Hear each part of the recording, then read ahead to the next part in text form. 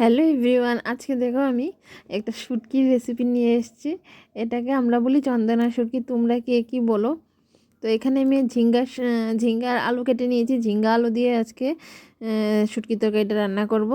দেখো এখানে আমি শুটকিগুলি কেটে নিয়েছি, কেটে ভালো করে ধুয়ে তেল গরম করে কড়াইয়ে শুটকিগুলি একটু আগে হালকা ভেজে নেব। খালি তেলেই ভেজে নেব, নুন টুন দিইনি, শুধু খালি তেলেই এটা শুটকিটা ভেজে নেব। তারপরে আমি এখানে পেঁয়াজ কুচি, এই তেলের মধ্যে আরেকটু তেল দিয়ে পেঁয়াজ কুচি লঙ্কা কুচি দিয়ে পেঁয়াজটা একটু লাল লাল করে ভেজে সবজিটা দিয়ে দিয়েছি। তারপর একটু নাড়াচাড়া করে নুন দিয়ে হলুদ দিয়ে একটু ঢাকা দিয়ে সেদ্ধ করে নেব। বেশি ঢাকা দেবো না, তাহলে দেখো এখানে জল উঠে যাচ্ছে। তো হালকা একটু ঢাকা দিয়ে সেদ্ধ করে নিয়েছি। তারপর পরিমাণ মতো জল দিয়ে দিয়েছি, যে যতটুকু ঝুল খাবে এতটুকু ঝুল দিতে পারবে। তারপর শুটকিটা দিয়ে একটু থেতো করা রসুন দিয়ে দিয়েছি। তারপর দেখো আমার তরকারি রেডি।